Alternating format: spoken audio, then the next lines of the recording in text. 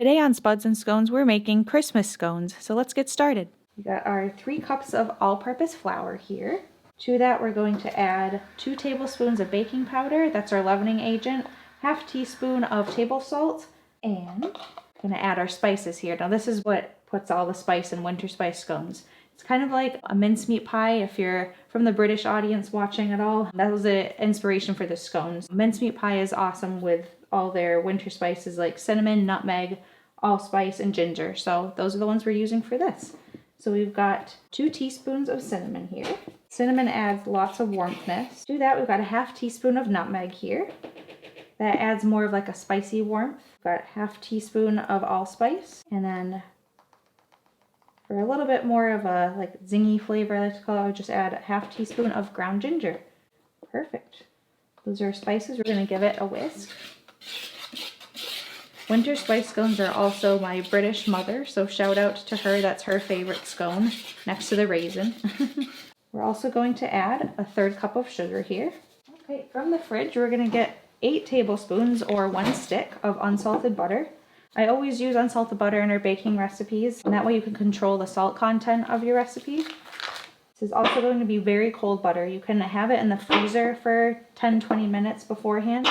So we're going to cut these into 8 and then dice them just into 1/2-inch little cubes here. Minimal hand touching is best, keeps the butter nice and cold.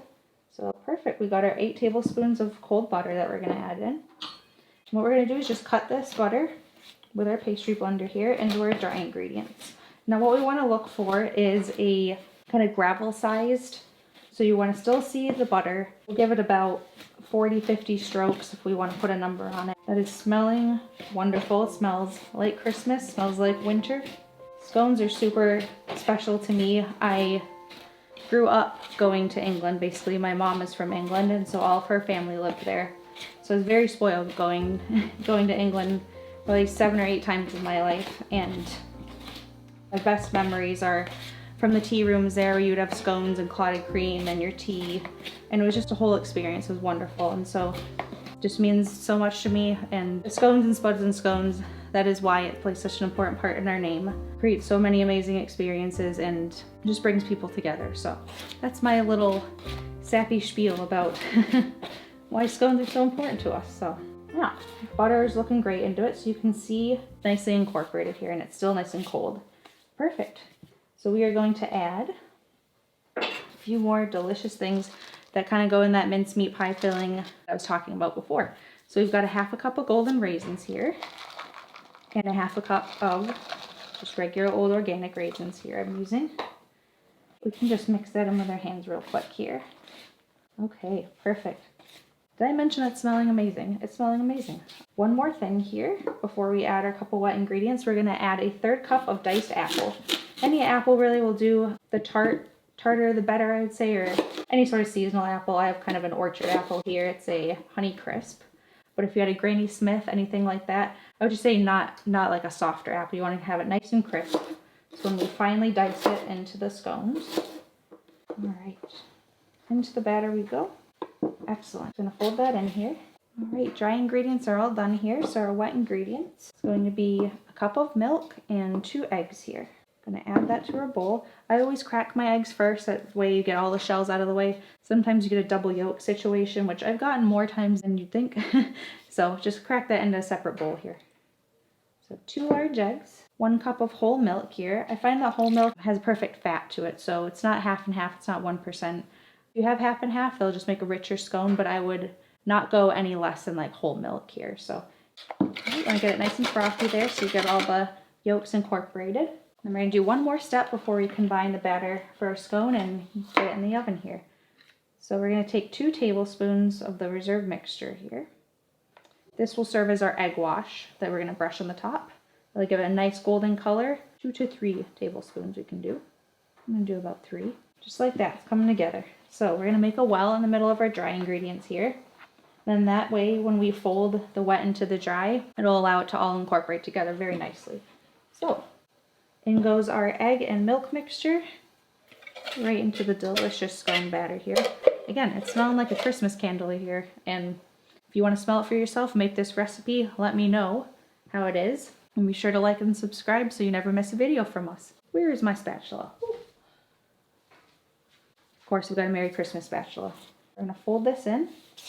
And how I fold it in is just go right around the bowl here. And then you're just gonna bring that wet ingredients into the dry ingredients. And with any kind of quick bread, like a scone here, you just don't wanna over mix here. So any sort of flour that is left is just fine. You don't want a ton, but as you bring it together on your pastry mat here, that'll all come together. So that's looking great. That's, I'd say, 75% of the way there. So we're gonna dump this on our pastry mat. If you don't have a pastry mat, you can do it right on your counter. I love the pastry mat because it's a silicone mat here. Again, really inexpensive, just like that pastry blender, and it creates a nice clean surface for you and has a circumference on here, which is really helpful. So when we pat this out, it's going to be about an 8 or 9 inch circle, and this just has the indicators on it that'll make it very easy for you to know that. Last step here, just going to bring this all together. Some of your fruit kind of might fall out, so you just bring it nice together with your hands, and no need to roll it out. You can just kind of use your hands. Those are your best baking tools. Want nice thick scones here. So we've got it patted out to about 8 inch circle. We're going to get to cutting our scones. Now, I feel like some mini scones today, so this is a 1 3/4 inch cutter. We can link this in the description below as well.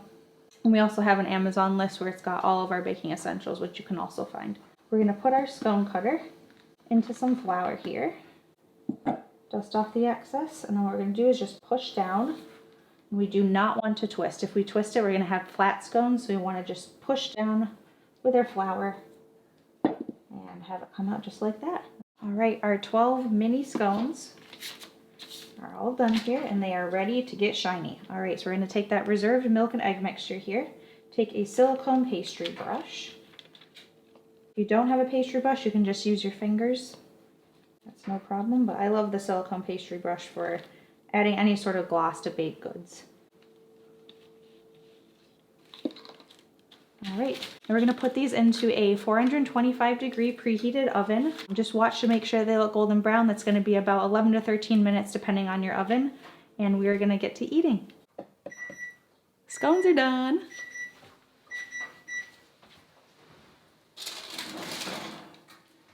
All right. Oh, they smell like Christmas, that's for sure.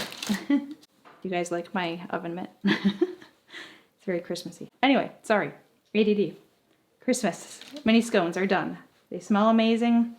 I hope that you guys can make them too, so your house or apartment smells just as amazing as here. And to be extra sure that your scones are done, I just checked the bottom. As you can see here, it's a light golden brown. You can also push the top here, and these look great. Now my favorite way to cool scones is on a baking rack here. So we're going to transfer these over and let these cool for about 10 to 15 minutes.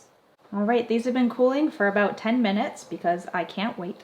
We're going to cut into this. Now to do the proper British way, make sure, cut it like a hamburger bun and not this way. All right, I'm going to open that. It looks awesome. I'm going to take a taste. This is absolutely delicious. It's like Christmas in a scone, and if you are of the British audience and you know what mincemeat pie is, that raisin, apple, Christmas spice, that all flavor is right in this scone. Nice and soft in the middle and crunchy on the outside. That's exactly what you want a scone to be. So we'll see you in the next video.